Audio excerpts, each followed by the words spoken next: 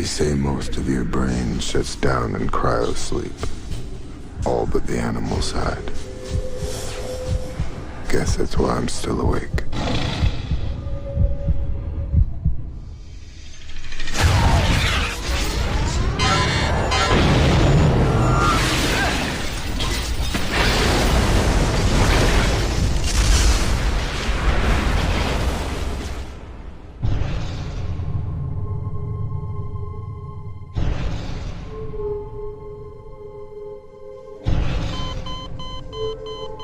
If the man is gone, he's gone. Why should he bother us? Maybe to take what you got. Maybe to work your nerves. Is he really that dangerous? Only around humans. Zeke! All you people are so scared of me. But it ain't me you gotta worry about now. Whatever it is, it got Zeke and it nearly got me. Get it off me! They seem to stick to darkness. So if we stick to daylight, we should be all right.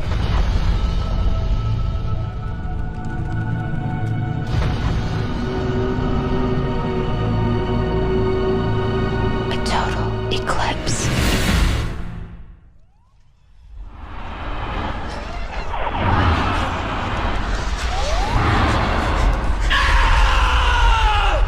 We're gonna lose everybody out here.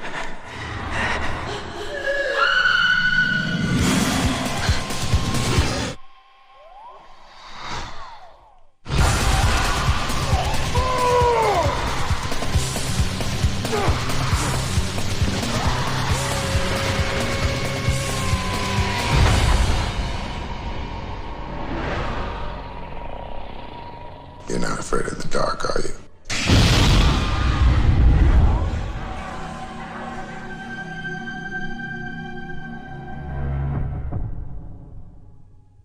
What is up, everybody?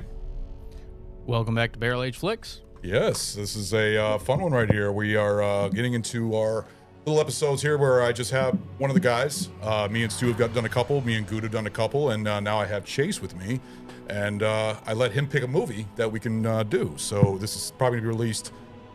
This is probably going to be February, I believe, that this is being released. Either February or March. So, That works. But yeah, this is something that I'm actually looking forward to because what movie are we doing today? Doing Pitch Black. Yes. The original badass that released Vin Diesel into everybody's hearts. Before you got into it, see, the thing is, everybody thinks of Vin Diesel and they think of Fast and Furious or the Fast and Furious movies. Yeah. I can care less about those movies. Some people love them, you know, they can be fun here and there, but I actually enjoy it for his character as Riddick. Yeah, In the no. Pitch Black.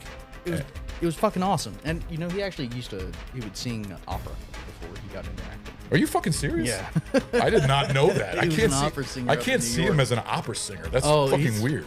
He's actually got some pretty good fucking pipes on him. Remember that fucking thing that we did on the Fifth Element episode where we thought that was the voice for the taxi cab driver? Yeah, it is him. Yeah, but we made a whole big argument about finger. it. Yeah, I remember that. It sounded exactly like Yeah. him, and we were looking online and we were trying to debunk it and trying to figure out if it was him or not. But yeah, no, we're doing Pitch Black, and when I told Chase, I was like, "Hey, so what would you want to do?" And he said Pitch Black. I got a heart on. I was like, "Fuck yeah, man! I love this movie." It's such a badass movie. And some people were like, oh, and it's, you know, riding on the coattails of Aliens. I can see where you're coming from, but Yeah. Well, okay. There are a lot of scenes in it where you can see that they take from Aliens and stuff like that. But really, I think this is more of a character movie.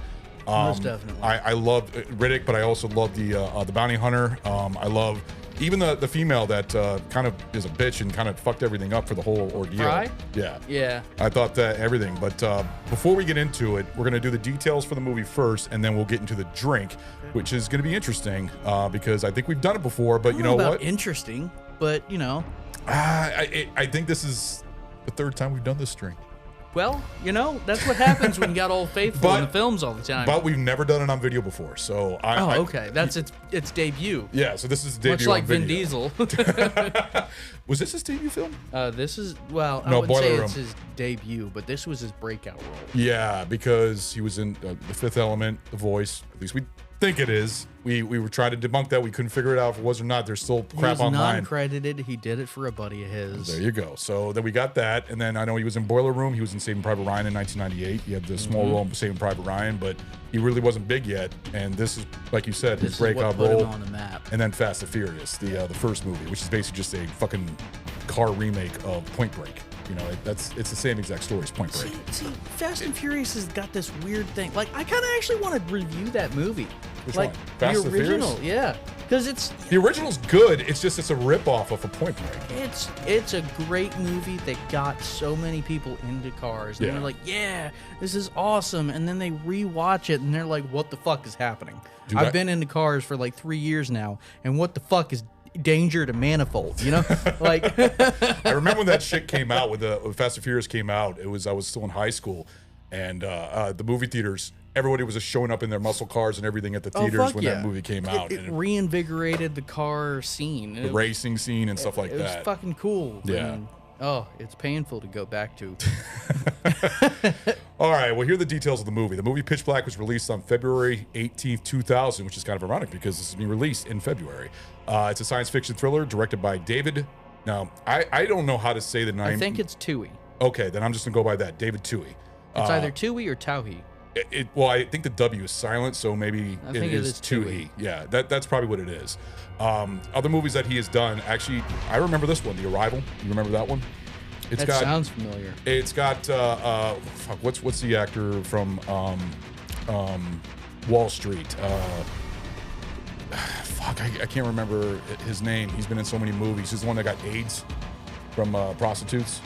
Charlie Sheen? Yes. Okay. Yes, Charlie Sheen is in it. I remember that. He had a beard in it too. Pitch Black. He did the movie Below, which I've heard of. Chronicles of Riddick, The Perfect Getaway, and Riddick. He's also screenwrite a lot of films. He screenwrote The Fugitive, Okay, yeah. which is a classic. He did Yep. Waterworld. which I enjoy. I love that I movie. do Everybody too. shits on it. I don't know why. I do too. Trust me. We even did an episode on it. I don't know. Were you on that episode? That was our water series, like our first. I don't think you were on that one. That's when Tyler and Lenny were still on the show. Yeah, and also GI. I don't know what that is. I've never heard of that. But Pitch Black's production budget was $23 million. It grossed approximately $53 million worldwide, with about $39 million from domestic and $14 million from international. So it actually was a pretty big hit. It made half its sales right there. Seriously mixed reviews.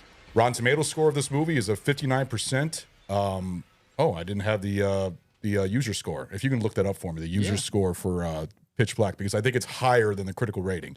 The actors in this role, we got Vin Diesel as Richard B. Riddick. We got Radha Mitchell as Carolyn Fry. We got Cole Hauser as William J. John, which actually he was in Dazed and Confused, if you guys remember that episode. Claudia Black as Shaza. We got Louis Fitzgerald as Paris P. And we got Rihanna Griffith as Jack B. We got John Moore as Zek, and Simon Burke as Greg Owen.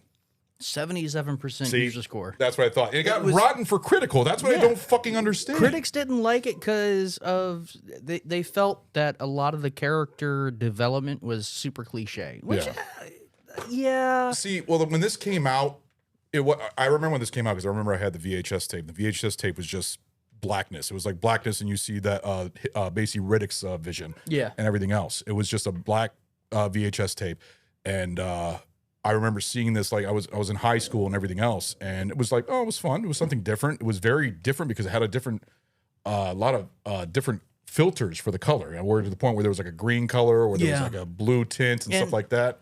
I feel like the critics really hated that, which, to be fair, I kind of understand that. I think it's artistic. I think it looked great. It was very artistic, and it was them trying to reiterate that this was a triple set system, having three different stars. Yeah, which I think that shot with the planet just rising up, fucking badass, beautiful shot and everything else. And you can tell that they filmed this in the desert, but with the filters, it actually made it look even cooler. And it showed like the different, like it was almost like a yellowish tint. Then you had the dark blue tint, which was more for like where it's, dim. The sun is leaving. Yeah. I love it. And then it goes into complete blackness. Yeah, because it was like, because they did a very artistic use, because it is, you come into the movie and the first half is just almost washed out. Yeah. And then you get this nice gradient, and they really emphasize this change of feeling. The whole mood goes from, okay, no, we got this, holy shit, we're all gonna fucking die. Yeah. And it really hits home. Oh yeah. They do a really good job of that. And so the first part of the movie, especially when they use like screen skew, and it gives you that kind of woozy feeling. Oh, in the beginning when the ship's about to crash. Yeah, and also I get it, but I feel like that was probably a mistake, honestly. It didn't bother me one bit. This is a sci-fi, and I'm a sci-fi nut. I like sci-fi movies. I fucking love sci-fi and movies. I think this is one of the best ones out there. This is a good sci-fi horror, in my opinion. Would you call this a sci-fi horror? Yeah. You would call this a sci-fi horror? Because, I mean, it's just basically, animal. It's, like I said, we think it's a rip-off. A lot of people say it would be a rip-off of Aliens. Yeah, I don't know if I really agree with that. But Well- I get where they're coming from. And I don't know. What they did with the monster design was awesome. Yeah, and the thing is, the formula that they picked for this movie with the whole thing, and when they went to Chronicles of Riddick, where they went to a whole thing with the, I forgot, the doppelgangers, I believe they were called. Was it the doppelgangers? Necromongers? I don't know why I said doppelgangers. Okay. It's I was close like, to it. Necromongers, yeah. But the Necromongers and everything else, it went to like almost like fantasy to the point where it's like almost like a Star Wars type of feel. And then a lot of people didn't like that. It didn't do well. So they went back to this same formula where he's stuck on a planet with other. Yeah. So like this was all graphic novel previously, right? No, I didn't know that. Okay. There was an existing storyline before they made it into a movie. See, I didn't know that. I didn't do any research for this movie, so I figured you wouldn't do that. Look into it. But we'll get more into when we get into the review of the movie. I think we're gonna have a lot of good fun talking about this. Other movies to come out around this time. So I got some good ones here. Scream 3, that was okay. The Beach, which I actually is a guilty pleasure. I don't know if you ever seen that one with Leonardo DiCaprio, directed by Danny Boyle. I actually don't mind that movie. You remember Snow Day? Fuck yeah. Yeah. I love Snow Day. Yeah, it's a fun movie. I came out, I think I was in middle school, so I was like, Even though it's got an actor, you fucking hated it. Yeah, Chevy Chase. Yeah. Then you got the Tigger movie, which I'm sure Crystal's a big fan of that one, right? oh, maybe. Well, you like animated movies. It's Winnie the Pooh, the Tigger movie. So she loves Winnie the Pooh. Boiler Room. I don't think I've ever seen it. That's got Vin Diesel. Yeah. Yeah, so it's kind of funny that came out the same year. And then The Whole Nine Yards. Bruce Willis as a killer. It's got Yes. the guy from Friends. I forgot his name. The one that passed away a couple years ago. Oh shit. You know who I'm talking about. Yeah. Yeah. But I'm totally blanking on his name. He was such a good actor too. yeah, he was The Whole Nine Yards is a funny little comedy with Bruce Willis. It's worth a watch. But those are the movies that came out. So I'm gonna go ahead and hand it off to Chase on. So what are we drinking today? I was originally just gonna like throw in here fucking moonshine and like instant coffee together because it just feels right. Blackness. But I was watching the first film and I was like, oh no, you know what? That's what that damn drink is. That the fuckhead he was just a collector, I think. You talking about the one with the glasses? The one that yeah. God, I want a receipt for that. I would have killed him as soon as we got out of the fucking. He was a fucking idiot because he like started running away and just crawling away, and then the light thing. Yeah, it's people that panic for no reason. Well, I wouldn't say no reason, but panic and just do something stupid instead of helping. I can't stand them. Although he did have one of the best shots in the movie when he blows the fire. Oh, that was so cinematically gorgeous. Yeah, and then you just see all the fucking the creatures all around him, and they're just about to kill him. It's just like that was looking at I'm going to die. But, honestly one of my favorite shots in the film. But he's carrying around as a collector, and all these old ancient artifacts, and naturally weapons. He has old ancient booze. Yeah. Which is Jack Daniel's Tennessee whiskey. That's what they throw all the glowworms into. Yes. And so Jack Daniel's saved the day. I think those glowworms were the babies of the things that were attacking them. Think weren't they? so? I believe that's what they were. I believe that because when it showed a little miniature of them, you can tell. I think it was a little baby one, like little baby. I don't know what the creatures are called. They didn't have a name for them inside the film. They're bioraptors. There's some designation for them. Bioraptors. That's Yeah. interesting. But you know, Jack Daniels saved the day for these people stranded on an alien world, and quite frankly, I think we can all agree when I say it saved the day for us in the past as well. Yes, it has. So I remember them trying to scrape the Jack Daniels label off and everything else to get as much light as possible by putting all the glowworms in there. All right. Jack Daniels Tennessee whiskey. Not my favorite of the whiskey family. I'm not going to lie. Jameson guy, right? I like Jameson. I like a lot of bourbons, but for some reason, Jack Daniels have never reached out to me. And I remember the guys all gave me shit when I was giving the Gentleman Jacka, or the one that we did for Goots episode. Right. Not the best review. I still gave it a okay review, but everybody was just like shocked by it. It smells good. Sinatra Select. It was Jack Yeah. Daniels Sinatra Select. That's what Yeah. it was. So You know, it smells good. I've never really thought about reviewing it as far as all the notes. It's just whiskey. you know what I think is I've never had this cold before. I've always had it neat. Same. But I left this out and outside and Oh, so I thought you actually put it. Oh fuck! I No. thought you had that in your fridge. no, this was in the truck.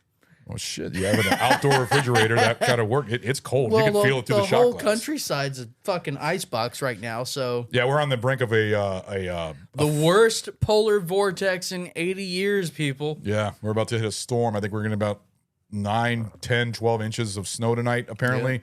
So And we'll if be. my heater fails, we freeze to death. Hey, if I have a Yay. generator, I won't have power. I've already had power without a whole week. Without a whole week without power, like 2 years ago when we had that storm, and that was tough. And I've been trying to get my generator fixed, and so far it's not working. So good luck tonight. Hopefully, no power outage. Yeah, we should be fine. Well, you got Ice plenty of heat at your accumulation place. seems to have been predicted to be way less than they originally. No, thinking. they said this is wet, heavy snow. That's what I looked at my thing. So I don't know. We'll have to find out. But We shall see. anyways, cheers. Skull.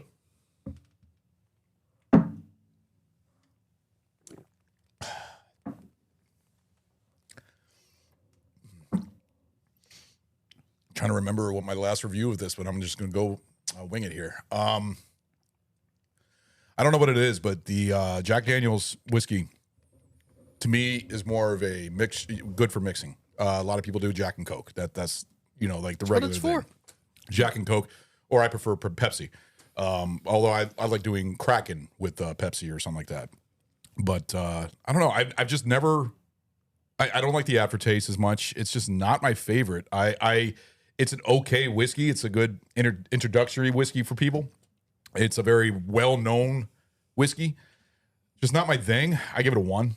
It's just not my thing. I've never liked Jack Daniels. I don't ever buy a bottle of Jack Daniels unless I need to for a show or something like that. But other than that, It's a solid mixer. You can't go wrong with it. yeah. It should stay on the shelf. You got buddies over. You want some fucking whiskey? Personally, I have a hard time calling this a proper whiskey. What do you call a proper whiskey then? I don't know. Suntory Yamazaki? Ooh. That shit is good. Yeah. Like That shit was good. That was a good gift from 10 cup, 10 year? yeah. You brought that for the Crow. Yeah. Yeah. Was that for the Crow? Yep. Was it the 10 year? For 10-10. Oh shit. Yeah, I remember that. That was good. Yeah, I guess it's technically whiskey. But not your go-to. This is more for just Fuck a no, mixture. yeah. Yeah. I want some. This isn't something that you would put in a glass with some raw and just God, drink by no. itself. This is for shooting or mixing with Coke and calling it a day. yeah. There you go, Pepsi. I've never been a Coke fan. I'm more of a Pepsi fan. Pepsi is better than Coke in my But opinion. honestly, I'll be real with you. I've never had it chilled like this. And it's ridiculously smooth chilled. It is. I mean, it's funny because some drinks are meant to be ice cold and some are meant to be neat. I can't see drinking this neat at all. It's not a fan. Ice cold, it's fine. It doesn't like, I don't hate it, but I don't care. I don't like it either. It's No, just you buy this bottle for a job that needs to get done. exactly. to get you And drunk. you're the job. Exactly. To get you drunk or to enjoy yourself or make yourself a nice drink. So. Yeah, this is for sad, lonely people or party people that don't want to spend much. It's one or the other. So I'm honestly chilled like this. I'm gonna give it a 1.5. Okay. I mean, see, 1.5 is pretty good. Yeah, 1.5 thumbs up. There we go. All right. So yeah, I gave it a 1. I gave it a 1. That's right. Yeah. Yeah. 1 thumb up. Yeah. I can't give it any more than that, but I won't give it any less. And drinking it cold is better. Yeah. I might keep this in the fucking freezer from now on. You might as well. I mean, you got a full bottle for it. I mean, and plus, price point of these like $20, $25. I believe it's like $25 or something like that. I mean, for a big bottle like that, I think it was maybe like 23. Yeah, it's affordable whiskey too. If you don't want to go for the high price whiskeys, but you know what, price isn't always the thing. You know, we've spent a lot of high dollar whiskeys. Fucking Horse Soldier. We did for Predator. I'm working on another bottle of Monkey Shoulder right now. Monkey Shoulder is good. Blended Scotch whiskey. And Monkey Shoulder, at I like. $33 for the bottle. Yeah. Fuck yeah. Yeah, it's not bad at all. Yeah, I've actually gained a big taste for Elijah Craig. I love Elijah Craig, especially toasted rye. They do have some good ones. I'm not a rye fan. Rye doesn't bother me. I enjoy it. It doesn't bother me. It's just a little too pungent, I guess would be the word. Some people, it's not for everybody. No. So. But you're not a big whiskey person altogether, though, are you? Oh no, this show has thoroughly turned me into a whiskey guy. Really? Okay. Absolutely. Well, were you before that? Were you more of a rum guy or vodka? Vodka. Yeah, that's what I thought. Vodka. Yep. And you like that fucking vodka you bought for John Wick, I believe. Yeah, Russian Standard Gold. Yep. Fuck yeah, that Yeah. was some good shit. Yeah, that was a good bottle. I remember that. I have grown to like Chopin. Oh. Chopin whiskey or Chopin vodka is decadent, if you will. Yeah. It's delicious. I actually like a vodka, even though Stu gives shit for it because he says that it's just a fucking name and the fact that they filter it through diamonds. I actually do like Crystal Skull vodka. I don't mind it. I think it's smooth. Have you ever had Crystal Skull? Yeah, I've had it. It's okay. It's not bad. It's not on par with Chopin or Russian Standard. No, Russian Standard's better. Which I was really surprised by the price point on Russian Standard. What was the price point? About $40, I thought. I mean, it's not bad. yeah. I mean, that's good for. I think that was like 35. I don't remember. Still, that's not bad. But- Anything under $40 or $50 is pretty normal for a whiskey or a bourbon unless you go for the high dollar shit. Yeah, but it drinks like high dollar shit. Yeah. And same thing with a Chopin. It Right. drinks like very high dollar shit. Yeah. Of course, you can always, I guess, turn it up if you want to run it through a Brita filter. No, legitimately, if you run vodka through a Brita filter, it goes from a $20 bottle to like a $200 bottle. Really? Fuck yeah. I've never heard anything about that. Highly recommend. Give it a shot, guys. Oh, we're gonna have to try that. Oh, that's another thing you're gonna have to try out sometime. We actually The Soda Stream? we did the Soda Stream with Malort. We did that on the Dust Till Dawn. Oh yeah, at the beginning of the episode. If you guys go back to our From Dust Till Dawn, it'll be showing at the bottom of the screen. But From Dust Till Dawn episode, we had a gift from our Secret Santa that Adam bought for the show, a Soda Stream that we've been talking about doing it for Malort. So he actually did a bottle of Malort, and he actually said it tasted better. I've heard that. I've heard it tastes better. It made it weird. I'm not gonna lie, it made it weird. And Stu, he argumented says, "Oh, we're gonna have some fun punishment shots here." See, that's the thing with Soda Stream. It's weird because it's not quite soda. You don't have it's just CO2. It's not carbonic acid. Yeah. And so whenever you're like, when you get into the chemistry of booze, whenever you drink booze with a soda and the carbonic acid, it Right. actually intensifies the effect of the No alcohol. shit. Okay, I never heard of that. So, and then you don't really have that if you're just with Soda Stream. he was on the show. I think the first 10 minutes of it, he was going, I was like, boy, you're having fun over there. I'm doing the details of the movie. And he's just trying to mess with it. And then he was getting to the point where he was worried about, like, is there It was supposed to be a gonna cap blow here? up. It's like, dude, yeah, don't blow it up. It's going to be all over the fucking roadcast. Anyways, that's awesome. That is the first segment of our show. So much fun right there. yeah. We're going to go ahead and take a quick break, and then we'll go ahead and get into this fucking movie. I'm excited and pumped about talking about it. Shall return Later, in the guys. dark. Hey, having a hard time trying to stay up, trying to record these podcasts late at night?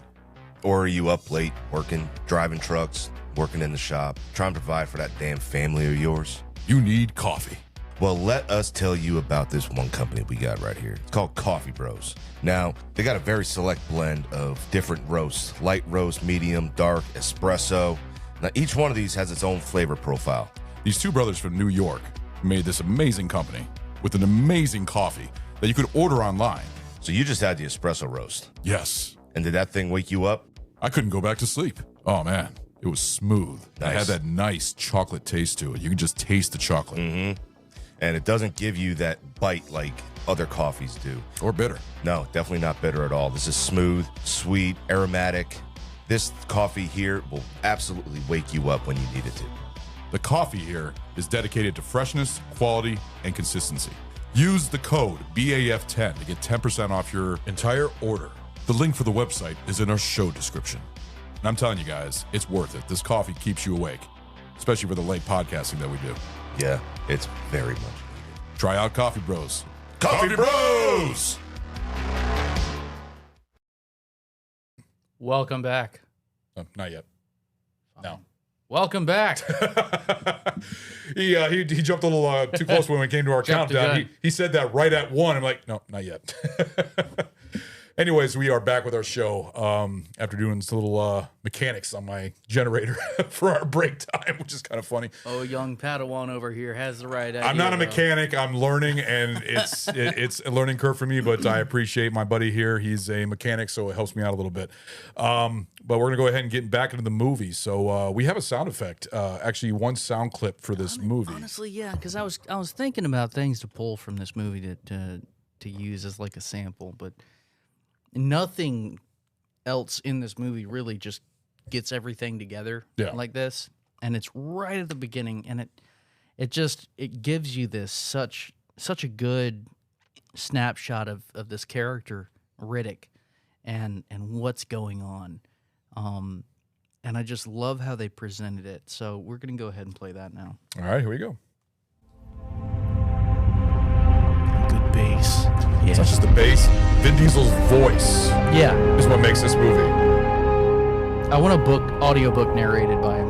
Oh, yeah. They say most of your brain shuts down in cryosleep. All but the primitive side. The animal side. The animal side. I'm definitely hearing that taxi driver. No wonder I'm still awake.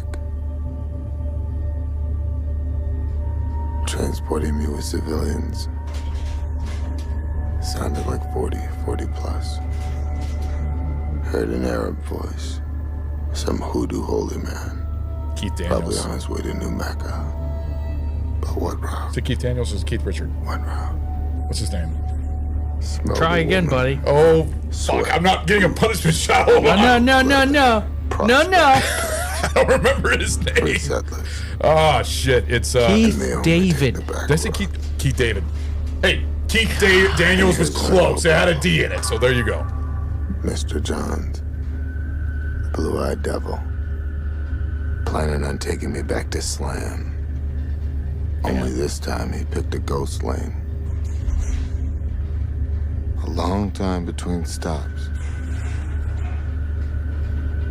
A long time for something to go wrong.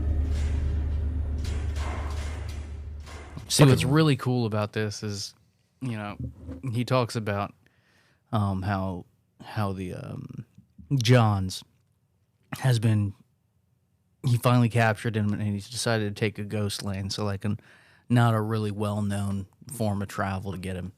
And then on the special features of that DVD, it has John's diary. Oh, yeah. No, I remember Yeah, that. yeah. Yeah, where it basically has this whole diary from so it's capturing like him. 60-some days. Yep, I remember that. And he talks about how, there was a competing bounty hunter that got fucking eviscerated by Riddick. And, sorry, I took a double of that and I haven't eaten, so I'm kind of feeling it. But I'll take another shot with you. I'm not taking another one, motherfucker. I just said I'm feeling it already. Oh, come on, man. Lightweight. Yes. You've been in the show so long. you Yes, should be I able am a to- lightweight. But he talks about how like he's, it was like a few days into his hunt when he, got shivved in the back by Riddick, and it's been just rubbing on his spinal cord and it's just sending pain all through him, and he started to get hooked on this painkiller. Yep. Morphine? Yeah, They It's like didn't, a type of- they I think it didn't was like- say it was morphine. I but think it was like basically, morphine, basically. Yeah. Um, He was a, but a like, druggie. yeah, you like see his descent from I'm going after this guy to now I'm fucking hooked on this painkiller because that's the only way I can function. Yeah. And it was just nifty going through that little diary, Mm-hmm. seeing that development. They don't do special features like that anymore in No, it most Blu-rays and hurts me, 4Ks man. because there's a lot of things where the Alien movies did that, like Alien Covenant, and they basically had little in backstories. 4K, there's just so much data on there, you can't really fit it. Yeah. Give me another DVD though. Yeah, no, but I do remember that. I remember the Blu-ray because I remember I had like the unrated director's cut of the movie and stuff like that, which I'm sure you watch. I think that's available for everywhere. Yeah. And it has that little fucking diary, but there's also another prequel thing I played is a game, Escape from Butcher Bay, which is basically how he got his eyes the way they were. Yeah. You know, paid a pack of cools to get his eyes, which I love how he did that. So how do I get eyes like those? You pay a Well, pack first of cools. you kill a bunch of people, Yeah. and then you get sent to a slam where you'll never see daylight again. Yep. You find a doc and give you a shine job on your eyes. Yeah. And so it's actually funny because like if you really delve into the lore on here, you find that it's kind of questionable whether or not he's telling the truth there. Yeah. Well, you And- see, the thing is, he's the bad guy that you root for. Yes, When you think about it, the he's true anti-hero. Yes. Yeah. But like again, going into the lore, it's like, did he really get a surgery to do this, or is that just a trait of the Furians that, like, specifically the alpha males of the Furian race? Because it was mentioned. I forget the guy's name, but one of the necromongers. He talked about how he watched another Furian with shining eyes, interesting. just killing hundreds of necromongers by himself. So it's like, See now, is it really? Did he get a shine job in the slam? Or see, did, well, it's in the game. It's in Yeah, the game, and it has yeah. a whole prequel thing. But now watching, okay, we're gonna say it here. They're already filming the fourth movie. yeah, we decided to do this movie, and as I was doing research on it, I found that out, and I'm so fucking stoked. Yeah, there was one picture that I saw from the filming where it's him like in some type of cave or something like that, lifting his hands up, and he's got his goggles on, which I love the fucking Yeah, goggle look that he's yeah. got for his eyes and everything. But the movie's called Riddick, Furia. Which is something that's been like teased by Vin Diesel for so fucking long. He's been saying how he's been wanting to do it, and it's finally being filmed. Well, Vin Diesel fell in love with this character. Oh no, Like, this is his favorite character. His favorite character. so anything he can do to get another filming of it and just dive into that Yeah. that lore and expand it for just himself, I wouldn't be surprised if this is like a wholly selfish endeavor for him. Yeah, and I'm hoping the character, what's the actor that's playing Johnny Cage, the one that's in The Boys? You know what I'm talking about? Nope. You've seen the show The Boys, right? Yeah. And the new Johnny Cage, I haven't seen the new ones. I saw McCoy from the first- new Star Trek movies. Leonard McCoy. Oh yeah, he plays Butcher. Yeah. We'll find it here in a minute. And I can't. He's actually gonna be the new Johnny Cage in Mortal Kombat, but he was kind of the villain because he sent him to the planet in Riddick, the third movie. And I'm wondering if he's gonna be in the fourth movie and a part of the whole thing where he's gonna get revenge on him. Carl Urban. Thank you. God damn it! I don't know why I didn't know that name, Carl Urban though. And he was in Chronicles of Riddick. He was also in Riddick in the beginning. Remember when he was basically sent down to the planet? And everything else, but he kind of sent him down there to die basically, and I'm wondering if he's going to be in Furia. If he's in Furia, that's going to make me happy because it's going to be kind of like a revenge on that character. But what do you think? I don't know. We don't know anything about it. I know it's directed by David Twohy. We discussed this to be Twohy, right? Toohey, yeah. Yeah. I don't know. I'm really excited to see it. Oh, I'm gonna see it in the theater. I'm not making any predictions, man, because they've done a good job. They always keep you guessing. It's I don't know. I like what they did with him finding another Furian and all that. Yeah. I look forward to it. You look at now. If you all right, you've seen when was the first time you saw Pitch Black? By the way. Oh shoot! Because I saw it when it came out. I remember I had a VHS. You being younger, I figured you saw like mid 2000s maybe, or Because then you Yeah, so I saw it in 2000 when it came out. really okay. But I saw it on pay-per-view. And did you see Chronicles of Riddick Yes. in the theater or DVD. Okay. See, I saw Chronicles of Riddick on DVD, Blu-ray. It was a completely different type of sequel. They kind of expanded the universe of it. Yeah. But then they went sort of to the more pitch black style in Riddick. Yeah, I didn't see the animated one. What the hell was The that? animated one is the one that takes place between Chronicles of Riddick and Pitch Black. Yeah, I didn't see that It's until like a 20-minute video. probably 2012. Yeah, that explains because the little girl, which she tried to be like, she was trying to Jack. make herself as, and she becomes actually a character and dies in Chronicles of Riddick. But it also the Keith David character is also in Chronicles of Riddick, but he dies in the beginning and stuff like that. But those characters are killed off. But they try to expand the universe, the whole fucking scene. I know we're talking about Pitch Black, but I love all three of these movies. I saw Riddick They're twice fantastic. in the theater. Yeah. I mean, they really walk the line of being like overly macho. Yeah. But they still keep it together somehow. Did you like that dog in Riddick? Yeah. Yeah. Yeah. The dog, the little puppy that he gave. That shit was cool. Yeah, I want one. It sucked when he died, though. Yeah, that's what it was there for. I know, but I saw it in the theater. I was like, oh, they killed him off, and then It's supposed to hurt you. that guy that got his head cut off. Oh, Riddick is great. So I'm telling you, All one of thing. it was fantastic. Yeah, but Pitch Black to me will probably be the best one when you rank all the movies. Yeah. We'll probably do a ranking of the three movies depending on the ones because you saw all three of them, right? So Yeah, we'll probably yeah. rank them. But we're mainly talking about Pitch Black, and Pitch Black is. See, the thing is, in my opinion, Pitch Black wasn't about the Riddick character. It was about all these characters, but the Riddick character was so popular that it's like, oh, we got something going here. We got to make something of this character. I don't think this was planned to be a series of movies. I think this was supposed to be a standalone movie. And I mean, they its had popularity. hopes. They had hopes of it. Well, but they didn't expect it to go as big as they did. No, I don't. And I think this is more for They the had- underground. They had some actor that went by the name Vin Diesel that had never been really a big guy, and oh, hey, we made something of ourselves. You know, you can actually still visit the spaceship crash stage Are you serious? in Australia. They left it there. Really? Some farmer bought it, and you can still go the visit. crash stage for Pitch Black, where you see all the the pieces of the ship all in the Yeah. background. That's fucking crazy. It's pretty cool. And I didn't know it was filmed in Australia. yeah, so it was filmed in Australia. It took 65 days to film. Okay. And the desert that they were filming in, you're like, oh, it's a desert. It's Australia. It's gonna be fucking freezing. Or There's fucking, a lot of movies filmed in Australia. No, but so. you're like, oh, it's got to be fucking hot. But no, Yeah. it was like 50 degrees. Yeah. They're sitting there wearing jackets between scenes and all that. Jesus Christ, I didn't know anything about that. Yeah.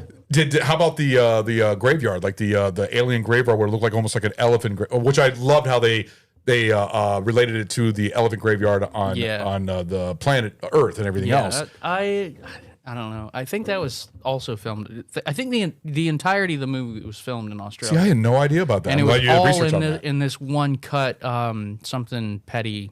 I don't remember the name of it. Actually, I got it saved right here.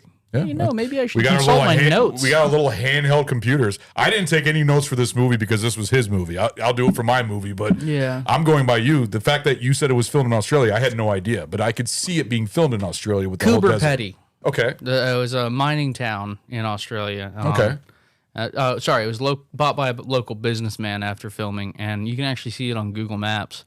But yeah, all of it was filmed there. It took 65 days, which is pretty fucking good for a bigger movie like That's this. about two months. I mean, but it was what 20-some million dollars? It's not too- I think it was like I think it was like 25 million because it made half its budget. It made half double. its budget back. Yeah. Yeah. Or double the amount what it. Yeah, it wasn't too film. shabby, but I think for what they spent on this and the time they spent filming, they came out with a hell of a product. Yeah. And actually, I'm actually looking at Chronicles of Riddick because I want to see how much of the budget rose because of the popularity of the film. Chronicles of Riddick. sure. Yeah, Chronicles of Riddick. Let me see. Chronicles of Riddick. Should be. Funny how many people you talk to and you ask them if they've seen Pitch Black and they don't even know what you're talking about. Okay, well, you saw 105 million to 120 million for the budget for Chronicles of Riddick. Yeah. So it was that much of a hit to the point where they gave that Pretty much of a significant budget. bump. But then the budget went down for Riddick. Yeah. Which Yeah. it didn't bother me because I thought, in fact, in my opinion, Riddick is better than Chronicles of Riddick. Chronicles of Riddick, I enjoy. I actually enjoyed it. I don't know what you think, but I enjoyed Riddick because it went back to the roots of Pitch Black, being stuck on a planet, battling, and it was him solo going against all these. It was weird seeing him bounties. with a beard. And also Batista was in that one too. Oh yeah, that's right. He was the bounty hunter. Yeah, that's after before him? he actually really got big into his acting roles and started getting little small roles here. I forgot about that. Yeah, he's in that. Batista's in that, and also there was I know there was a tit shot of an actress in there that I enjoyed too. The one where they tried to add tits to the fucking movie and everything. They made You never go wrong with some titties. No, I can't complain. The thing is, the funny thing about Pitch Black is it's R-rated. There's an unrated director's cut. Chronicles of Riddick, since they wanted to get more of a box office, they went to the PG-13 route. Yep. And then they released an unrated director's cut, but then Riddick went back to its R rating. And if they make Fury a PG-13, I will be pissed. It needs to be an R-rated film because, I'm sorry, it's Riddick. He's not a PG-13 character. He's an R-rated character. No, he was a badass. But I don't know. I really love what they did with the monster design in Pitch Black.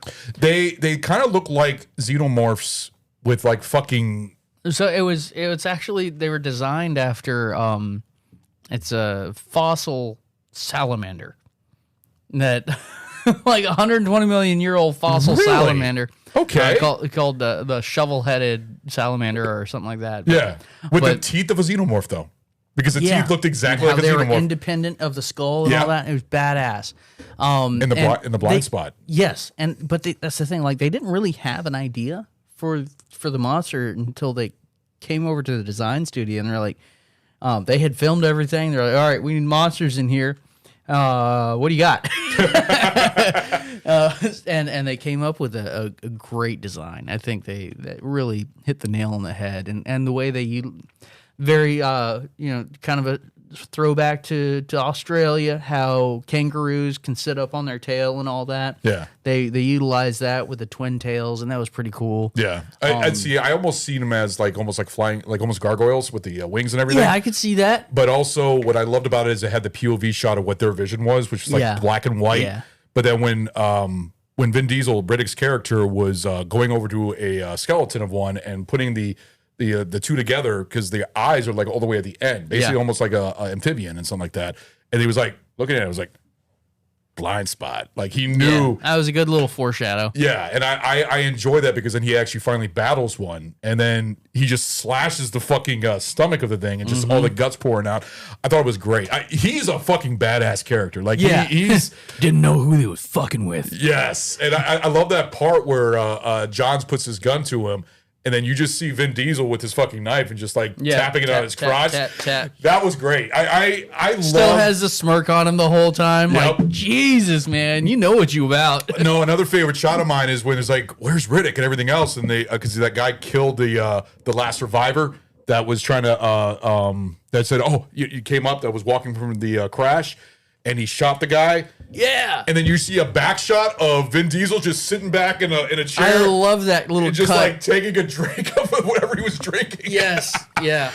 Oh, in the background. And then you got that fucking the little girl. I will say, Jack. I loved that shot, but it was so out of character for the rest of the film. I don't think so. I felt like it was perfect to him. The style of shoot that was. It was like you had two different directors of cinema, or of cinematography, and they just couldn't agree. And so you really saw like two different personalities in filming style throughout the movie. Yeah. And I can appreciate that, but it felt weird. Oh, you know? Yeah. But I really did like how they, I feel like they didn't touch enough on how they were attracted to blood. They definitely, they confronted the situation with Jack. Yeah, basically having her period, basically. Yeah, and it was a nifty throw out, but that's exactly what it was. It was kind of a throw out idea. Yeah, and if I felt like they kind of could have weak rating. I think they had a great idea and they failed to utilize it further. Because they could have made some badass shit out of that. You know, like, for instance, Johns, it was a great little final fight, great little kill, but would have been fantastic if all Riddick did was slice him up on his arms or something and then just fucking Spartan kick him into an area Basically, and they like just use that all the blood and as everything a for all those bait. creatures Yeah, to come it for him. would have been phenomenal. Although They did use him as bait a I little know, bit. but that shot where you see the creature, what do you call him again? They're bioraptors. Okay, the bioraptor, where it just sees the head just go down and just go right on his head, Yeah. and just take his head out. Basically, Fucking awesome Yeah, kill. that's a great shot. I mean, this movie, I wouldn't say it's a gory film. There's some. It really isn't. No, Oddly enough, it totally could have been. Totally could have I been. technically can see this being PG-13. I think it's more of the language that really Yeah, makes it R yeah. rating. But it's really not that. It's not scary. It's not scary at all. This is sci-fi, and this is some stuff that I love. It's a sci-fi monster flick. Yes. Yeah. But see, that's what I'm trying to figure out. But that's the Is that thing. what they were going for? Which in the one first is the place? monster? Is it him or is it the Johns. creatures? I see the creatures are just creatures. They live on the planet. They already killed most of the life on the planet, Mm-hmm. depending on basically when the planet goes into an eclipse and whole darkness on the planet. How many days did she say that the planet goes into darkness? They never said. Yeah, because I remember they 'Cause had were that like, whole. It could be a day. It could be months. Who knows? The best you get is a lasting darkness. Yeah. And so God, I love talking about this movie. I love this movie. I love this movie so much. And when Chase picked this movie, I just sat down. I even sent him a picture and a text. I was like, watch this movie. I fucking love this Yeah, movie. I was yeah, like, no, I'm so glad you picked this. And this because this is one of my like I didn't know you liked this movie. oh, I fucking love this movie. This is one of my first dives into sci-fi that I was like, oh yeah. I was probably what, 8? Oh, damn. I think I was 7 or 8 when I saw this. See, I was like 17, 18 when I saw it. It came out in 99, I believe. Like I put in the 2000. date. 2000. 99, 2000. Yeah. So I was actually between junior and senior year of high school. So, and seeing this, I remember watching it and loving it, buying the VHS. And then I've watched it through the years. And then when I saw the Chronicles of Riddick, I was like, oh, okay. They're expanding on the universe. Watch Chronicles of Riddick. I was like, that was okay. And then watching it over and over again throughout the years, I claimed to enjoy it even more. Grows on you. It Like, does. It gets better every time. But then when Riddick came out, I was like, I am seeing this shit in the fucking theater. Oh, yeah. And I saw it in the theater. I loved it so much I saw it twice. And I don't see movies twice that much. It's very rare. I think I've only seen Shutter Island twice. I've seen the Gangs of New York, Aviator, because I'm a been Martin Scorsese flick. But I saw this twice, and I'm gonna fucking see Fury. Shit, me and you should go see it and do a hot take on it. Oh, I'm down. Let's I'm do a hot so take on down. that. I mean, I think that would be fun after being a good sequel to this episode, the hot take from Chase and Ron on Fury. I think that would be fun. Yeah. But the movie is just, it's so much fun, and I fucking love it. All right, what do you think of Carly character? Is it Carly? Or Carla? is it Carla? I don't know. I know who you're talking about. What did you think of her altogether? Because she didn't care about the crew, and she was willing to kill the crew. No. For her I own mean, life. she was what, 13, 14, and immediately fell in love with No. I'm talking about the second in command. Fry. Yeah, Fry. Okay, That's what it is. sorry. Jack Jack in is the a little second girl. Yeah. was Carla or something like that. Was it Carla in the second one? It's been a while since I've watched Chronicles of Riddick, and now I'm going to watch Chronicles of Riddick and Riddick probably this weekend after doing this review, because now I want to finish the trilogy again. I have the actors right here. Let's see. We got Cole Hauser as William. We got Keith David. We got Claudia Black as Shaza, which I love that Australian chick. Kyra. That's what I was thinking. was not it Kyra? Yeah, but Jack was turned into Kyra when she Okay. got. So Carla Kyra, you're Yeah, close. okay. Yeah. And she dies in Riddick. Yeah, Chronicles but of Riddick. Fry was. I didn't care for her. I thought she was stupid.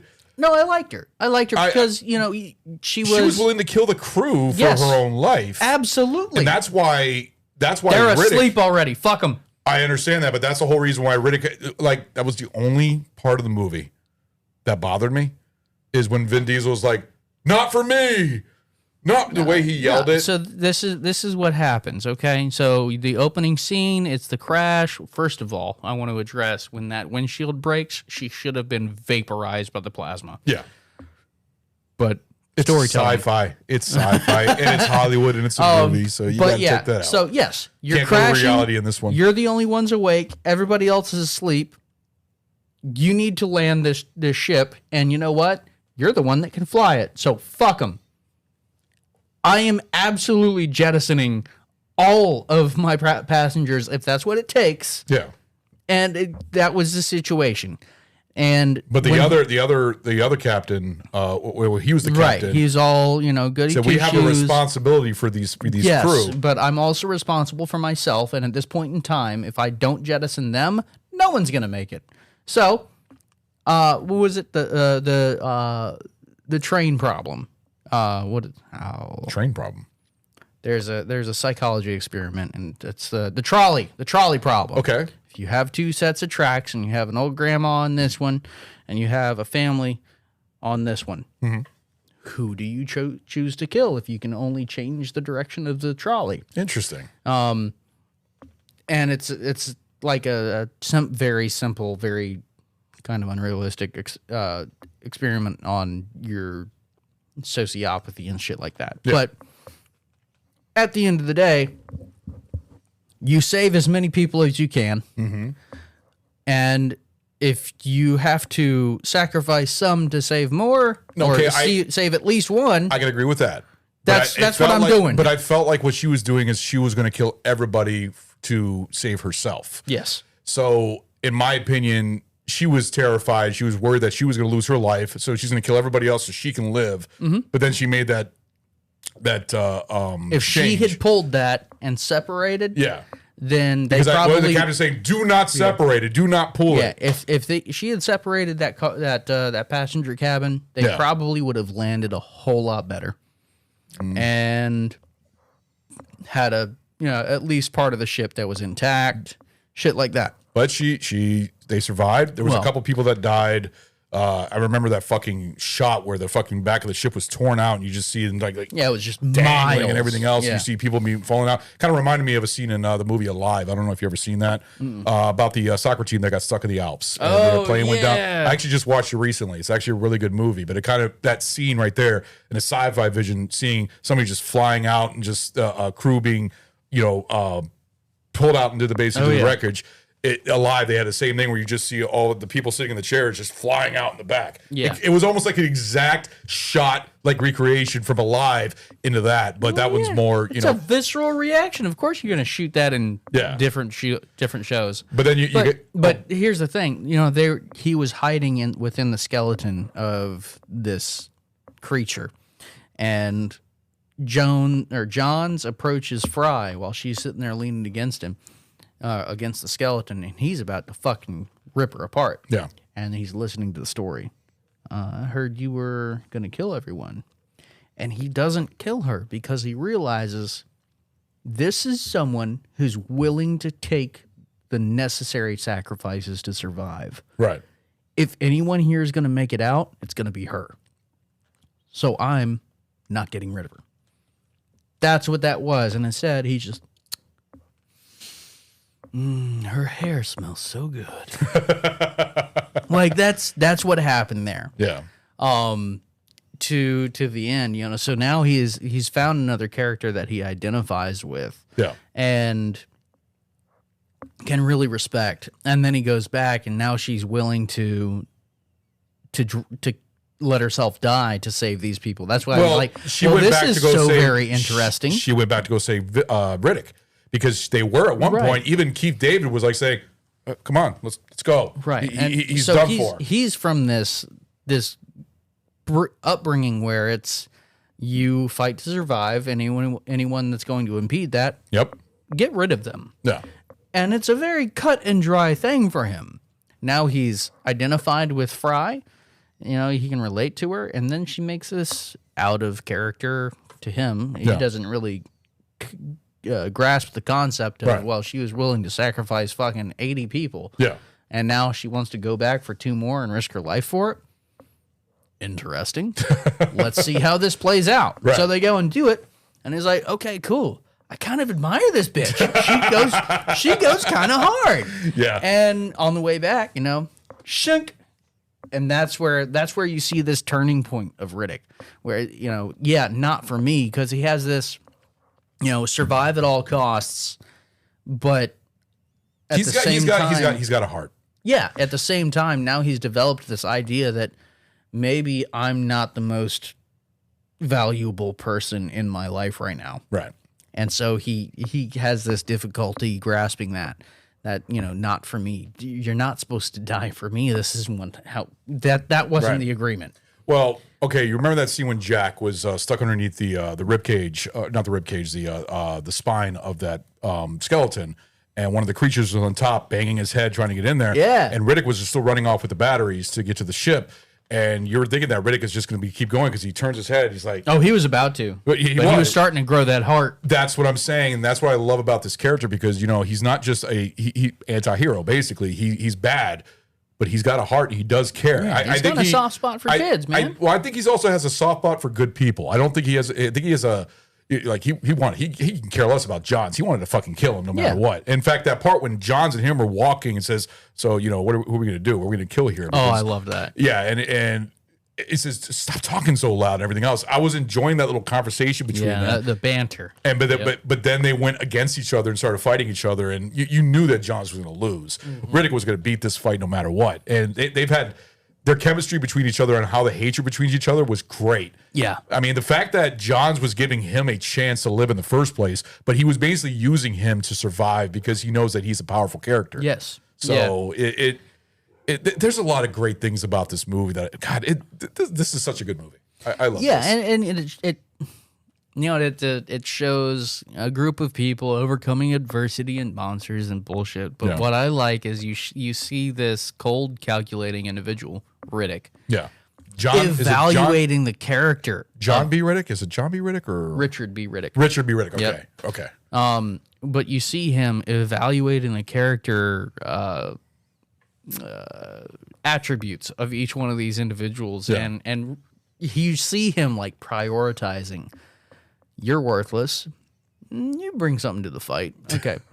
You're actually kind of badass, but you're a dickhead. So we're gonna keep you around. But if it comes to it, fuck you. And then, whoa, this kind of bad bitch over here is like laying it down. She could. What? Why are you sacrificing your? What's going on now? And he gets all confused and has this big change of heart. And then this kid obviously admires him and is like, "All right, cool. Now I got a protege." Yeah.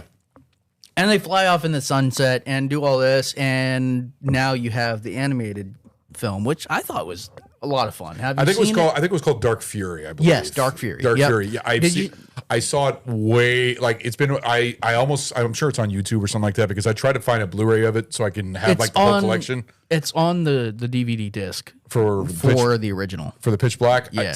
I didn't have it on my version or something like that. So because I remember it came out when Chronicles of Riddick came out because it's kind of like a precursor. Right. It's a between story between that to the point where how Keith David got dropped off at the planet and Yeah. everything else because he goes back there because Keith David's in Chronicles of Riddick and also Jack or Kyra and everything else, and she's older and she's in the prison and everything else. But the fact is You really just kill him with a coffee mug? yes. Teacup. It was good for what I remember. Like I said, it was one of those things. It reminds me of Animatrix. Where Yes. Animatrix was Yes. like a precursor Had to the same Matrix. feel. Yeah, so that's At basically least what they one of did. the stories had. I think it was actually the same animator. Yeah, actually, I was just about to say that. I think it is from one of the same animators. And that's actually one anime I don't mind.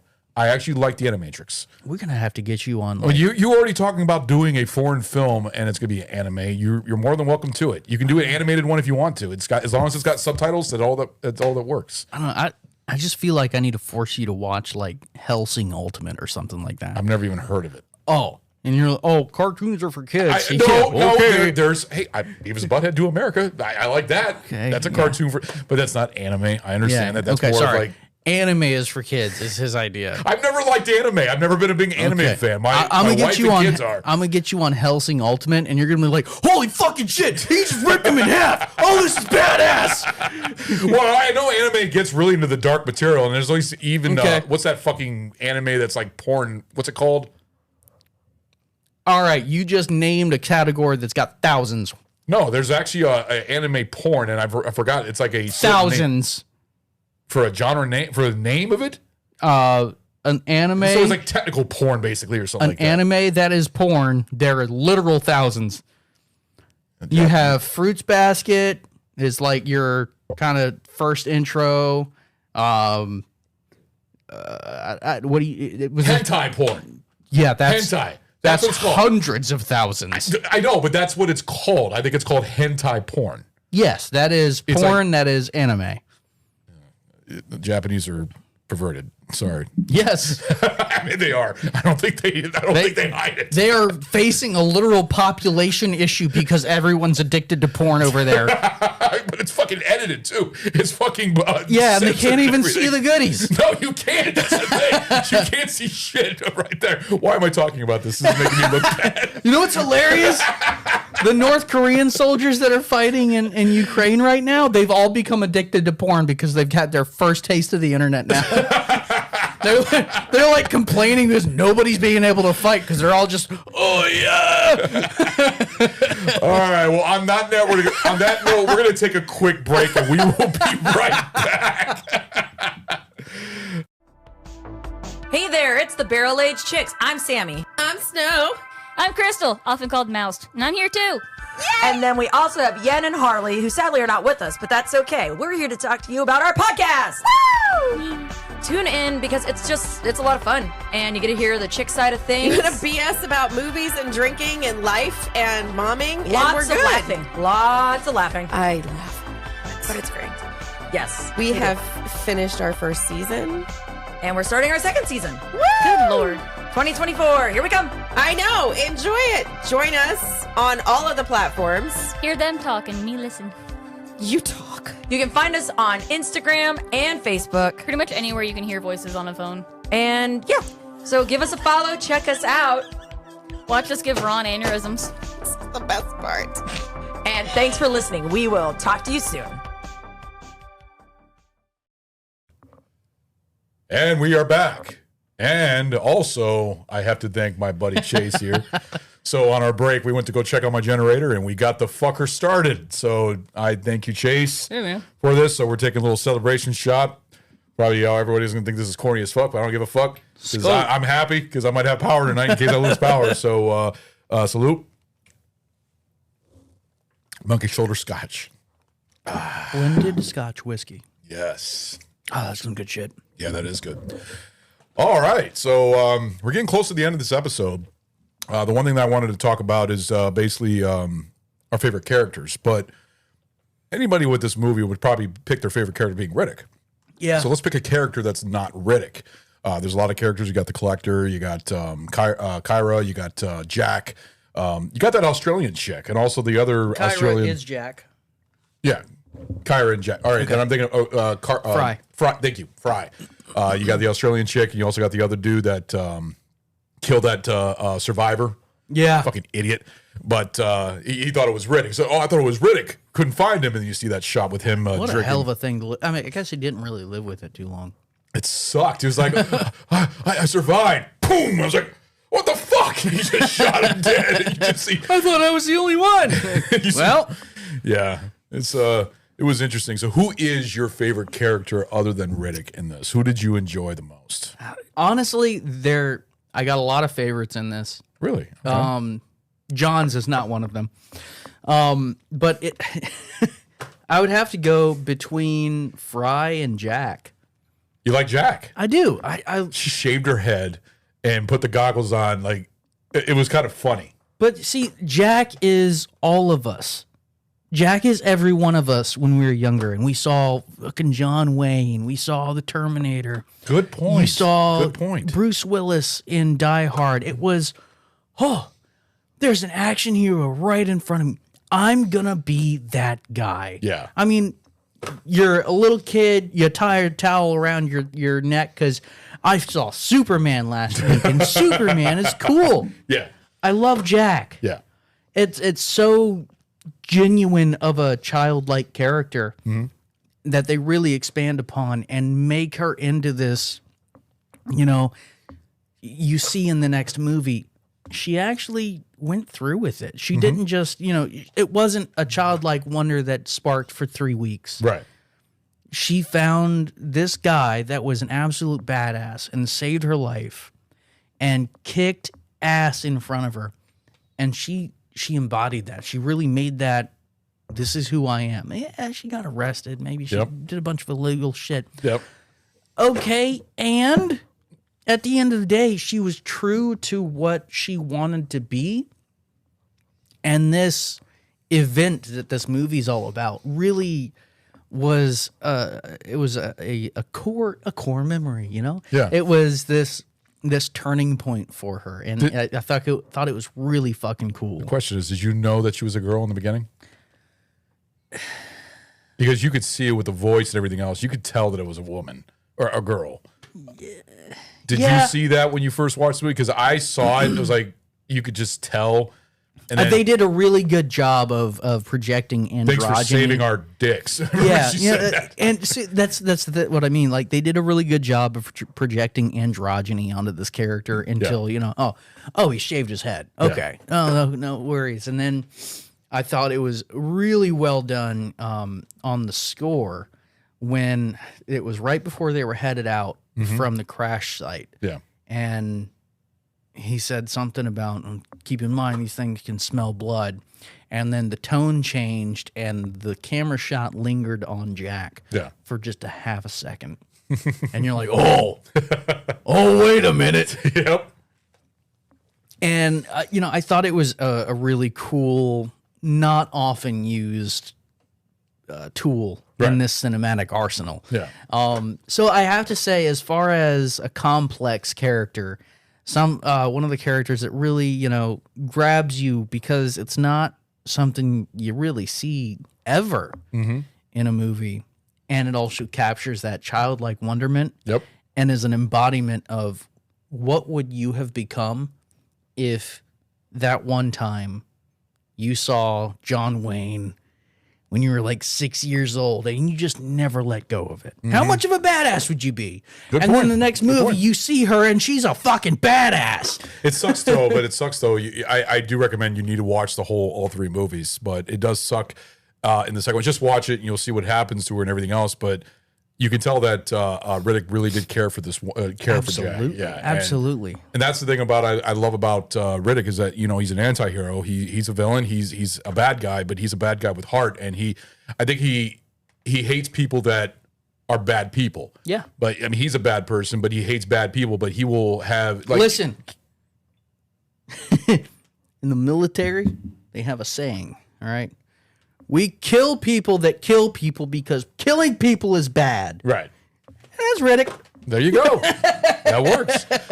I'm gonna go on a limb here and say that my favorite was John's. I actually enjoyed what John. What the fuck, man? I enjoyed John, even though he was a druggie and he was kind of like a just a kind of an douchebag. asshole. Yeah, douchebag, asshole, basically, and everything else. But I really enjoyed his story, and like the thing you talked about where there's the diary of him, entries. Yeah, it was him cool. hunting Riddick and everything. But and then the funny thing is, in Riddick, the father comes for revenge.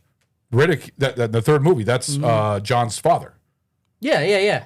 And I think that was really cool how they expanded on the story from the first movie, how they brought back. He was like just so much better of a man than John's ever was. And he realized it because Riddick was trying to tell him that he wasn't a good person. He was a druggie. He was not a good person. And then he changed the mind, and then they became sort of friends, and they, escaped the planet and everything. Yeah. God, Riddick is such good. Seriously, after this, when you roll out, I'm going to watch Chronicles of Riddick and Riddick now because I feel like finishing it now because I just love those movies. Yeah. But no, I enjoyed John's character. I thought that he was a good. What's the thing when you say like a somebody opposite from Riddick, where they're both hated characters. I mean, they're both He's an bad guys. anti-hero. They're both. Well, you wouldn't say John's is an anti-hero though. John's. Would you call him the villain of this movie, or you think he was just not a like his character was more of a he made bad choices, being a druggie and stuff like that, but he was a bounty hunter, and there's bounty hunters in all the other 2 and 3 movies. I mean, that's like the main thing about these movies is bounty hunters hunting Riddick and stuff like that. Was chaotic neutral. Okay. Because he really didn't give a shit about anybody else. No, he didn't. He gave a shit about the paycheck. No, he was willing to kill everybody else and go with Riddick and everything else. Is who should we kill? But he wasn't entirely evil either. I wouldn't say he's evil. I'd say he's selfish. Yeah. Selfish. Absolutely selfish. That's why I say he'd be chaotic neutral. Yeah. Because he was in it for everyone to make it off of the planet as long as he was one of those people. Yeah. Yep. And all he cared about was the paycheck at the end of the day, Right. and just did not give a shit about the judgment of somebody because he's using drugs. Yeah. He just was unbothered with the propriety of society. Yeah. As far as would he be the villain? Who is the true villain in this movie? It's a good question to ask on this. Who is the true villain? Because I don't think it's villain is is none of the characters. Because when you think of aliens, the villain's not the aliens. True villain of this movie No, is compare the drive to survive. Okay, I can see that. Because without that individualistic drive to survive, everyone would have worked together without any question. Right. But an individualistic drive to survive is what caused chaos and a breakdown of the group. Okay. And caused the deaths of almost everyone that you saw on screen. It's a good point. Good point, Chase. So it is human desire for success. Yeah. And selfishness. I can't say it's any one of the characters. You say it better than I would say it. Trust me. All you guys are better with words than I am. My words are always jumbled up and everything else. But I try to say I have a passion, but I don't say it as right. But with the way you said that, perfect. Chef's kiss. There you go. Appreciate that. But no, seriously, this is a great movie. I'm so glad that you picked this one. This was so much fun to talk about. I'm looking forward to this movie for so long. I'm looking forward to our next episode with Ron and Chase. Seriously, with, Hell yeah. Doing another movie here. Now, I'm going to pick the next movie. I'm still on the bend on what I'm going to pick, but this was great. So I guess we're going to go ahead and do you have anything else to talk about this movie, or are you pretty much ready for part reviews? No, I think we covered it. Yeah. I think we covered it. All right. So I'll go first because, of course, this is your episode. So you're the finale. For my enjoyment for this movie, like I said, I'm a sci-fi nut. I love sci-fi movies. I love the Riddick character. I think Riddick character is one of the best sci-fi characters out there in sci-fi history. There's a lot of many, like the Blade Runner from Harrison Ford, and you got Minority Report. You got so many great characters, but the Riddick character being the anti-hero, he's so enjoyable to his presence on the screen. I enjoy his voice, his dialogue. I think his acting is great in this. I really couldn't see anyone else doing this No, character. I can't. I can't see it, and that's the thing. And I think the Furio movie is going to be more fan service more than anything. Yeah, because, and I appreciate that. Yeah, I'm no, okay that's with fine. that. That's fine. I will see it. I'm a fan of these movies, so I will see this movie. I'm going to watch the next two movies tonight. Now it's going to be my marathon tonight. Yeah, I'm doing it. I already watched Pitch Black. I was like, fuck it. I was going to watch it. I was going to try and do Stu's ideas. Like, fuck it. I'm going to watch the second and third one, but I didn't have time because life happens and things going on and stuff like that. But now I'm here by myself tonight. I'm like, I'm watching Chronicles of Riddick, and I'm watching Riddick tonight. That's what I'm going to do. You can get you a little popcorn. Too. Yeah, oh yeah, popcorn or some fucking awesome. Get us a glass of bourbon and enjoy the movies. Dude, if Riddick, I know like the new fan service thing to do is create like your novelty popcorn bucket. What do you think this will be? I kind of hope it's an upturned Necromonger helmet. Those are cool. Like that would be cool as the shit. The Necromongers look interesting. They look very weird. I also remember there's a lot of great actors. That it's a fun movie. Yeah. My favorite scene in that movie, though. You know what? We'll talk about our favorite scene real quick before we get into pint reviews. Okay. Favorite scene in the thing was when they're trying to beat the sun. That whole scene when they're leaving the prison planet and the sun, because that was a lot of fun. Everything burns up and everything else, and that was just a really cool scene. And also seeing them hunt Riddick down. He's got like the full beard and everything, the long hair and everything. It was like, wow, I wouldn't think Riddick looking like that. The opening capture scene, for Chronicles. So, what is your favorite scene in Pitch Black? Real quick one. It's maybe 10 seconds. Favorite scene, hands down. I don't even know what the fucking his name is, but the collector of when he dies. Yes. Oh, the scene we talked about earlier. When he rolls off into the sand, he's alone, and his fire goes out, and he goes, "Huh." Just takes the tusk of his whiskey, and then he drinks that down. You just see the monsters around. God damn. It's like, yep, he's gonna die, but that was just that fire scene because they that was just so visceral, you know? And it was an embodiment of what goes bump in the night. Yeah. That's a good one. And also the fact that we never talked about that is that the creature's light actually hurts them. It's actually that's why the movie's called Pitch Black. Because you could see them kind of retreat just a little bit because it wasn't bright enough. Oh, we got light. Oh, light's gone. Time to chow down. Try to eat this guy. So no, that was great. That's a good scene. God, I almost wanted to pick that scene, but I have to pick a scene with Riddick, and I would, believe it or not, the scene that you thought that wasn't something that you thought it would be from a different director was a scene when the guy gets shot. When it cuts down to him? What is it? And he's just like sitting back. He's just like, open the bottle, just take an aggressive. Honestly, that is so Riddick. I love it though. Yeah. I love that scene. I thought it was just great. Calm, cool, and collected, and that's how he survived. And he even has his legs like crossed and everything, just sitting back and just chugging down on the fucking whiskey and everything. Oh, great that fancy scene. bitch is out of here. I'm gonna enjoy his fucking scotch from like 200 years ago. But Riddick steals the movie in this. Steals this every scene in this movie, in my opinion. Every scene that had Riddick. And that's why I believe that this movie gained so much popularity because of that character to the point where it. But see, that's the thing. I haven't met too many people that are like, "Oh, Pitch Black, it's fucking awesome." Which is crazy. Like, you ever seen Pitch Black? They're like, "I've never heard of it." Did you ask him? Have you ever seen Chronicles of Riddick? And people would probably be like, because that one was a flop when it came out. Yeah. So, but I don't know, man. Like for so long, I remember thinking about it was like years and years that I was like, gosh, there was this really cool movie with Vin Diesel and a spaceship and it crashed. And I couldn't remember what the fuck it was. And I asked like 8 different people. And nobody's ever heard of it. And then I finally, it's Pitch Black. And it was like back in 2009. I finally figured out, it's Pitch Black. So I bought the whole DVD, the trilogy set, and now every once in a while I'll come by somebody that's never heard of it, and I'm actually close enough. I'm like, okay, you're coming over, and we're gonna watch this on the big screen. Nice marathon. Yeah, and you got your nice little big screen that goes on your wall with your little projector. Dude, I got like a 240-inch fucking projector wall. Yeah, it's dope. Yeah, I don't have that. I have the surround sound though. Listen, I have the really good surround sound. I don't have surround sound, but I did get a JBL Party Box 210. Yeah, a big ass fucking. It's about this tall. Okay. And it's supposed to be like an outdoor party speaker. Nah. I use it outdoors too because it got a rechargeable like 8-hour battery. But also I wired it in so I can hook up the bass to that speaker, and I throw it behind the couch, and so you get the rumble. See, that's the thing. I have the 5.1 sound. I got the subwoofer right behind you, actually. Yeah. Right behind you.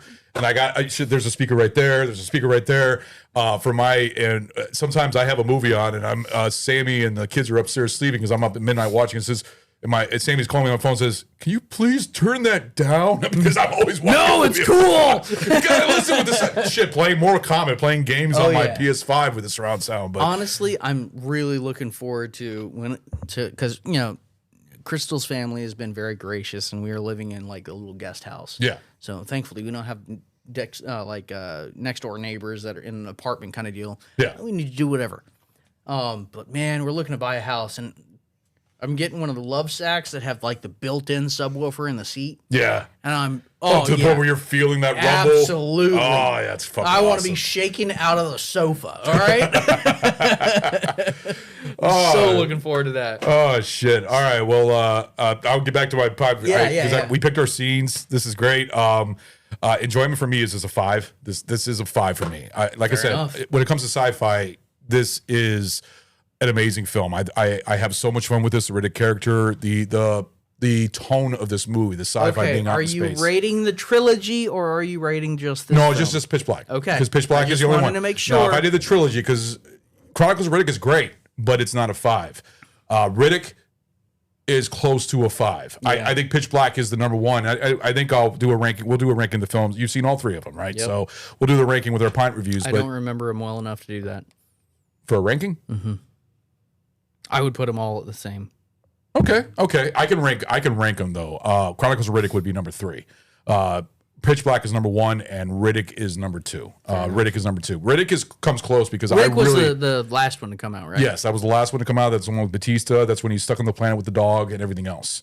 Where he that alien dog basically that he had. Yeah, I don't remember that well enough. Dude, it's worth it. Watch it. Shit, do a marathon. Watch it tonight now. You should. It's just Crystal seen these? This was the first time she's ever seen Pitch Black. So she watched it with you. What did she think? She a fan? Meh.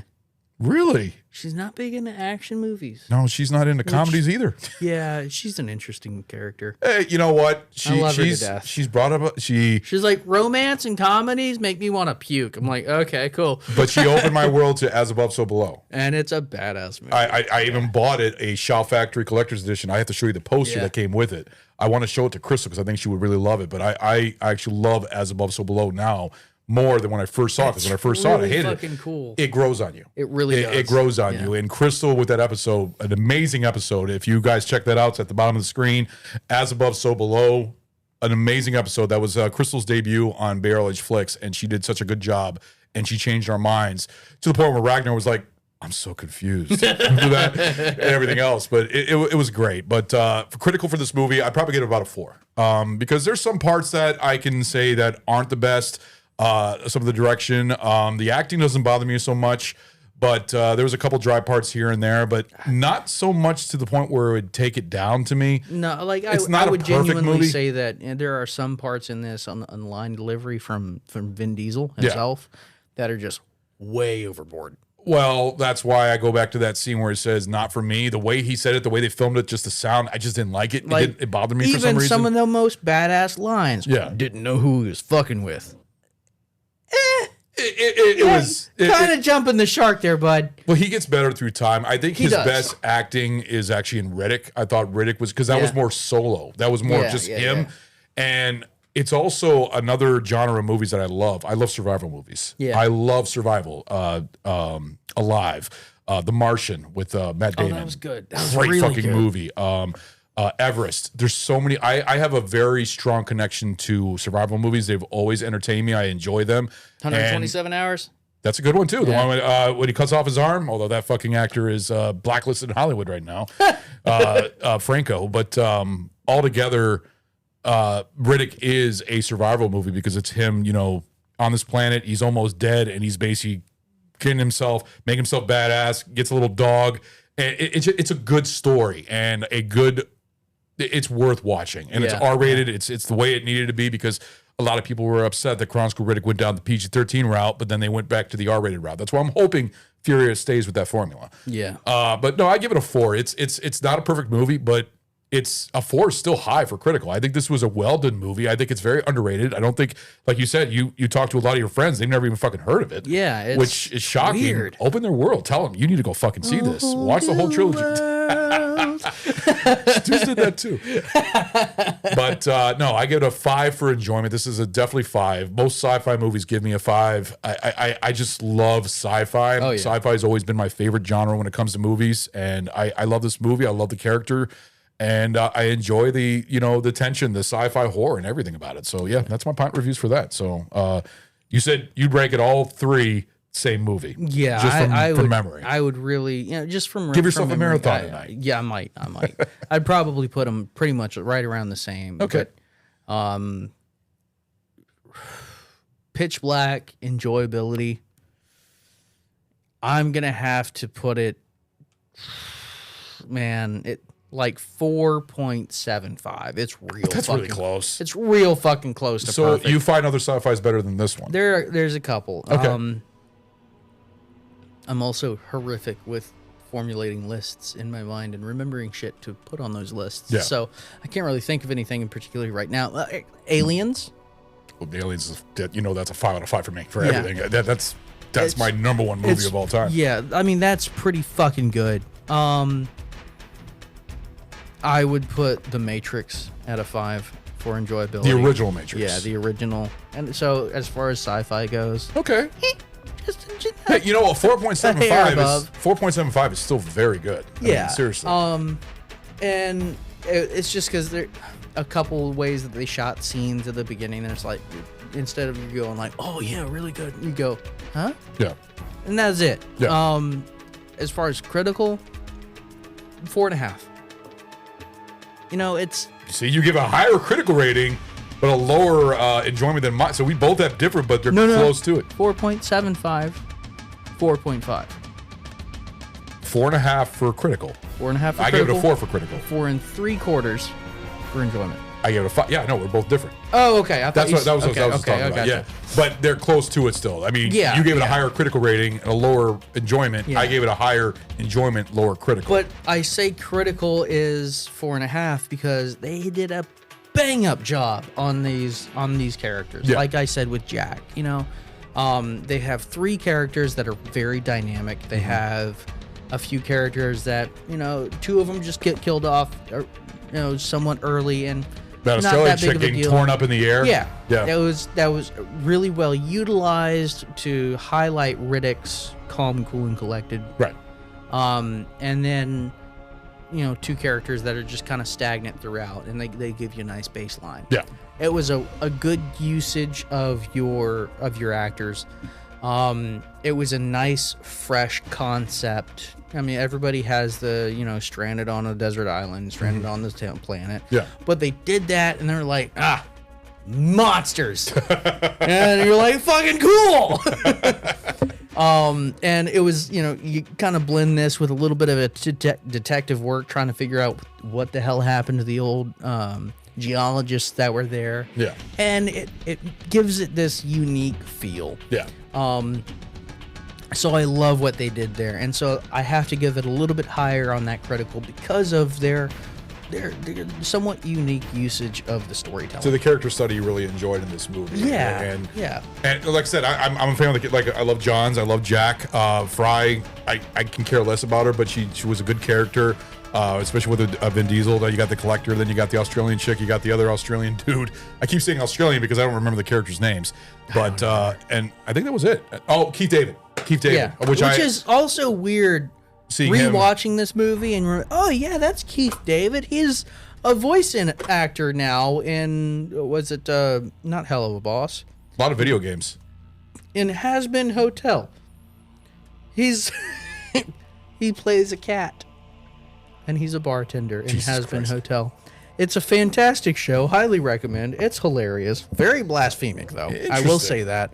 But it is funny. But it's like this is the most recent credit I can recall of Keith David, and he's just an asshole cat bartender demon. Yeah. And it's a cartoon, and then it's like, oh yeah, that's right. He's in one of my favorite sci-fi horrors. See, I always loved Keith David for one of my favorite fight scenes in movie history with him and Roddy Piper and They Live. I don't know if you've never seen They Live, have you? I don't think. Oh God. Okay, that might be my movie. Oh, okay. I might pick They Live. I think me and Word. you're going to be doing They Live. That's a sci-fi too with Roddy Piper. That sounds It's good. a John Carpenter film, and Keith David and Roddy Piper have the best fight sequence in movie history. I'm telling you, it's a street fight between him. It is brutal.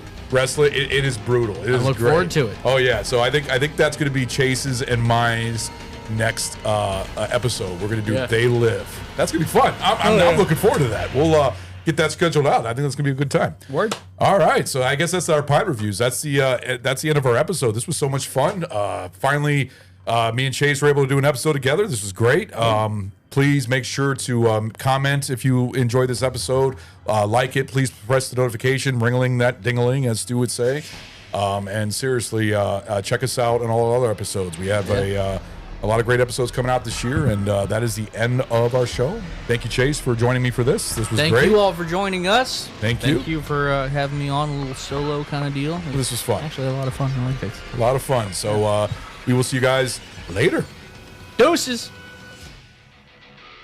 Thank you for listening to Barrel Age Flicks. If you like our show, please leave a 5-star rating on Apple Podcasts and Spotify. Guys, this helps out enormously. Give us a follow on Instagram at Barrel Age Flicks Podcast. If you would like to send us a special film request, please contact us via Instagram and we will give you a personal shout out on the show.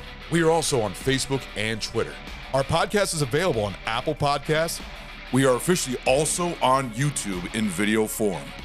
And also Buzzsprout, Google Podcasts, Audible, Pocket Cast, Spotify, CastBox, iHeartRadio, and Pandora. Make sure you check out Barrel Age Chicks, our spin-off show where you get the girl's perspective. Subscribe to our Patreon for uncut video and early access to our podcast. Special thanks to Carl Casey at White Bat Audio on YouTube for his awesome music. This guy fucking rocks. Check him out. Want to give a shout out to Sammy, one of our guest hosts on the show who does our amazing album artwork. Thank you, Sammy. Hope you join us for our next episode. Later, guys.